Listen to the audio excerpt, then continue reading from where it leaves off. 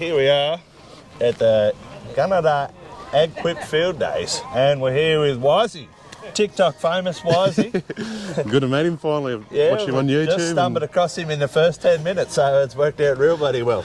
But we're just having a bit of a look at this Macdon FD261 foot front here, and Wisey is one of the only blokes in the world, well in Australia, who have had decent time on one so far. In Queensland, yeah. What do you like about it first, Wisey? Depth of belt. Yep. So, what are they, 50? 50 inch. Deep? Yep. So, I've only had ours in sorghum, but it just works. Yep. You fill her up. You've only had it in sorghum, you didn't run it in barley or wheat in it? No, so, right. yeah. Yep. And it was going pretty good in the sorghum then? Yep. So, this year, also, we'll put it into the wheat and barley. Yep. And is it using the cross sorghum in the sorghum? Oh, none. Not at all. Oh, right. Yeah, okay. Yep. Still flexes, though. Yep. So, if you do want it to flex, you've got to use your Contour Pro wheels. Yeah. Have you got a bit of country that needs it up there? Yeah. Yeah, we're sort of on the edge of the hills on the dying downs where we are. Yeah, yep. And it works. It works pretty good, yep. We actually did it with mung beans across contours. Yeah, okay. Obviously, it's only as good as your biggest bump. Yeah, yep. So you can miss a little bit if it's a bit steep, but floats real well. Yeah. It's as good as you can expect from a that's right. End of the day. I mean, that's good. I can't remember the measurement from here to the flex point, but that's your limiting factor. Yeah, yep. Same as the HD50 fronts where it's sort of very hinged, not so much a floating, a true floating, but yeah. And the best part about these is that there's bugger all sensors on them. Yeah, yep. So you're not worried about wiring all the time. Manual adjustment and that sort of stuff going forward. Yeah. And it's fairly simple. Trying to get all your balance done, that's pre-season. Yep. Do it once, and you don't have to touch it again. Basically, like it's going to be right for all the seasons. Obviously, we change it if we put the sorghum fingers on. We rebalance it up, go again. Yep. What do you reckon of the 3-section reel? Is it pretty good? Perfect. Yeah. Because it pivots over the flex point. Yep. Yes, of course. Yeah. So it means your fingers are nice and close. Yep. All the time. And there's never, I know that's a little bit of a problem with our John Deere fronters. It tends to leave a little bit of a strip in the middle sometimes if you're not sort of buried in the crop, which you don't really want to do because you don't really want to knock heads off and all that sort of stuff. But having it away from the centre, you can at least see what's going on. It can be a little bit challenging. Big wide down feed drum in it as well, so that's... that's another big benefit to them because it actually bigger headers. That's right. CR11s. So you take off a bit of flighting, add another couple of retractable fingers. Yep. So it's just all positive feed. Yep. It floats. Bloody. You can sense the material through them. Is it hydraulic drive on the belts all the way through? Is it? Yeah. So I see the Johnny uses a PDO one in the centre. Okay. Which means you can reverse it. Can you, if you reverse it, you hydraulic. Had to reverse it. It'll be a hydraulic on the centre belt. Yeah. Actually, someone was asking me about that last night. Does the reel go backwards? Yes. It does, yeah. So the reel goes backwards. So you can rake it out. Yeah, just pop it back onto the ground. Yeah, well, that's a big advantage. I think all these new fronts going forward really need that. Provided if they're getting blocked up, that's the thing. I haven't had to do it yet. Yeah, okay. Yeah. Luckily. No, that's pretty good. But I do like these trailers too, by the way. That on a big draper, but like if you're doing like standing canola, direct head canola, then you might end up in a situation where you want to be reversing it out a bit. Yeah, haven't had to experience that one yet. Yeah, no, it'll come because there's a heap of canola at home now. Yes, heaps of it. It's just going north. Yeah, right. It's slowly heading north. Yeah. Well, we've always dodged it because I don't think the fronts were quite up to scratch for it. Yeah. But now with these new sort of breeder fronts coming out, they've got the big crossover and a bigger drum and plenty of width. I think there's it'll become more of a norm like it sort of is in America and Canada. Yeah. And they reckon they get some pretty good numbers out of these over there. Like they're really getting into them now. Yeah, particularly trying to feed them big headers. They're just loving it. Yeah. I think, moving forward, particularly in Australia, 60-foot fronts will become the norm. They just have to, Yeah, in places they will, but 40 foot's pretty hard to get away from. Like there's a lot of people you talk to and they're like, nah, not even interested in it. Yeah. Too big, too much weight on the front, Then you use one and you're like, nah, this works. Yeah. You know, now we're sort of... With control traffic, Wisey? Yeah, it is. do your sprayer tracks. Yep. Sprayer track, and then you sort of got that dead zone in the middle. Yeah. But otherwise, we're 40, 60, 120. Yep. Yep. Yeah, So, it makes sense, yeah. And then what we worked out too, because we're 36.6, 120, we run the chaser bin at 305. Yeah, okay. Yeah. And it means that they're on a 40-foot wheel track going on the sprayer track. Yep. And then going back the other way, they're in a dead zone, but they just run on the sprayer track all the time. Yeah. And then just come across. Yep. And at that 305, or it'd be 3 metres if you're 18, it's perfect. Yeah, and okay. you only got bugger all between the chaser bin and the edge of the front, but it works. Yeah. And the C&H machines, you don't have to change the auger. She'll go in. Anyway, yeah. Well, yours a 10.90, isn't it? 9.90, and it's struggling. Like you're probably looking really for some sort of extension. No. Nah. I got a little bit on it just to shore it up, but Yeah, you don't okay. need it. It's okay. Yeah. He hires real men to drive his chaser bins, mate. No. Just because it's so close, it's GPS before you get to the header. Yeah. Yep. I'm pretty strict with the boys on that. Make sure you're on GPS. If it's wiggling, bugger off. Do you get your boys to pull up in front of the header and you chase up behind them, or do they chase from behind? I generally give them a speed and get them to come up and catch me, and then hit that speed, and then I'll come up. Yeah. Yep. Makes sense. I just find that's easy. Like, you know, there's people that scream over the two-way going, "Will you speed up, slow down, speed up, slow down?" Nah, just sit on 85. You know, 90%. For the 2% loss you get for the time you're unloading. Yeah, it's pretty quick unloading anyway these days. So you just Here he is. get it done and keep going. You know? No worries. I'll say. Thanks very much for having a chat to us, Wisey. We've had a bit of a look around the front. It looks like it's going to be a winner for Australian conditions, I reckon. I reckon it will be. Yeah. Good to meet you. Cheers. Good to meet you too. Enjoy your day. Righto. So this is Jim from Bushel Plus, and where are you guys actually based? Canada, aren't you? Yeah, In the product first comes place? out of Canada. Yeah. Yeah. So Bushels Plus, we have used that particular system with this drop pan system for, I think 5 years now, more. I think it was the 2019 or 20 model we got our first one. They are the gold standard of grain loss measurement out of the back of headers. Well, that's what I think. Definitely. You can tell me if it's not that way. Totally agree with you. Yeah, I think they're the simplest and easiest method out there, and also the safest. I think which it's is very the most important. accurate too, with the style of the drop pan. It drops out of that silver casing. Yeah, so you have your carrier, so nothing is dropping into your pan before you get that sample. And the nice high ridges on the edge here, make sure you catch everything. Yep. But really the thing that saves the most time is this air separator. Yeah, the fan can, as I call it. Exactly. The fan can. Anyone who's doing that by themselves loses a lot of time and probably lose a bit of grain in the motion of it. Yep.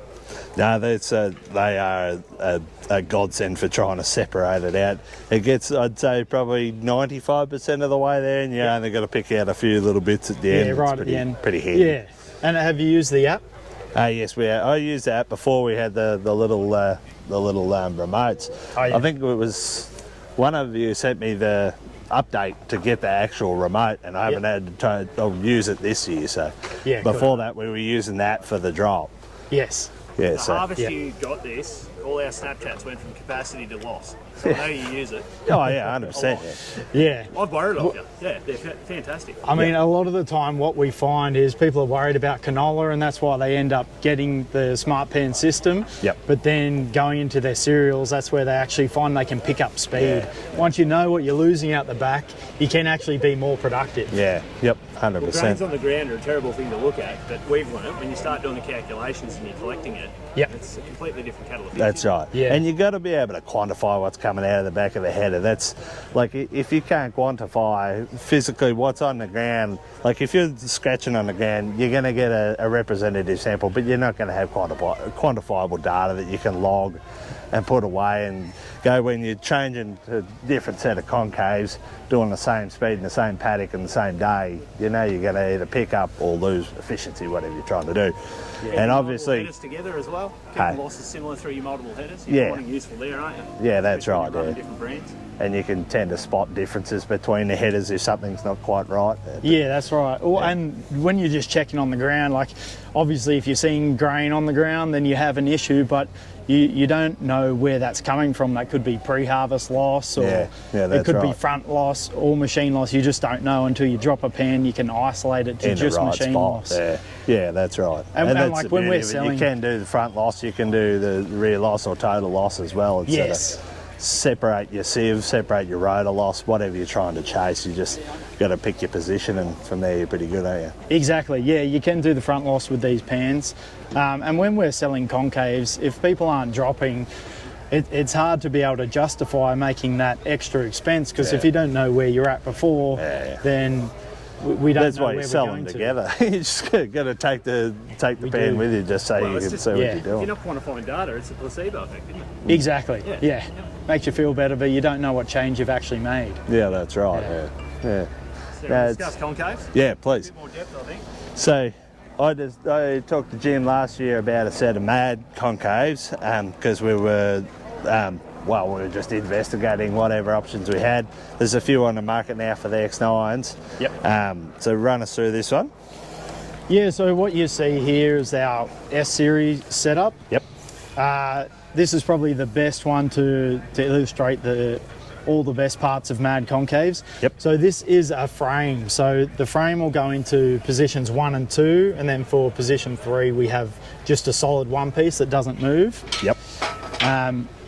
As Shane's showing you here, that just comes out. So instead of having to pull that whole big, heavy, Piece. cumbersome concave out. 2 bolts in there. PITA, yeah, the pain in the butt. All crushed fingers. Exactly. Yeah, so you just have two bolts per insert, and it does two things. It means you can be a lot more specific, and you can save yourself a hell of a lot of time and maybe a shoulder surgery down the line. Yeah. Yeah, I know about that one. Yeah. The other thing that's different to the Mad Concaves, the bar and grate design. So we don't use wires. We find a lot of hairpinning with the wires. So we have a bar, which is essentially like having a couple of wires put together. So instead of the product wanting to fall off the whole time, you keep it on top, which just makes it more likely to hit this threshing bar and get that job done efficiently right up the front. Yep. And we find people end up running their concaves a bit wider, Yep. taking some tractive load off the engine and not beating up your grain as much. Yep, I understand, yeah. So we're having this one up the front essentially for your threshing. Yep. And moving back into the separation area, it's a similar style, or? Yeah, so this bar and grate, we have everything from loosen all the way up to a 435, which is a 0.435 of an inch gap. Yeah, okay. So you just go bigger gaps, or we have these fingers. Or something we're pretty excited about at the moment is these O grates. Yep. So when you're not worried about threshing and you just want to separate, So we have canola these. style. It's kind of like halfway between a slot and a standard threshing concave. Yeah, okay. So you have that wave, so it gives you the disturbance to still push that crop around and let the grain loose, but it's not beating it up. Yeah, yep. So for a canola crop, is that what you're sort of looking for, that particular style? But again, your barley, that sort of wild barley can be a little bit harder to thresh, but You're thinking dry, hard to thrash canola like we fought the last couple of years, are you? Well, it's sort of like you've got the hardest part of, some of the hardest part of canola is not the threshing, it's actually the separation. Yep. So having something that's boiling it over as it's going along will help with that, I would think. Yeah, definitely. Look, it depends on your conditions. And header too, Like of course. Different header, single rotor, twin rotor, whatever you're running, it's a different matter, but Yeah. So the primary sales do a starter kit, and that really works for most crops. Yep. We don't have a lot that we can't achieve with that. But what we end up seeing is people will buy these frames the first year with a starter kit, and then if they're growing a different crop or having different conditions the year after, they'll get an extra couple of inserts, whether they want to need harder threshing or whether they want to open whatever it they're up trying a to little bit. achieve with it.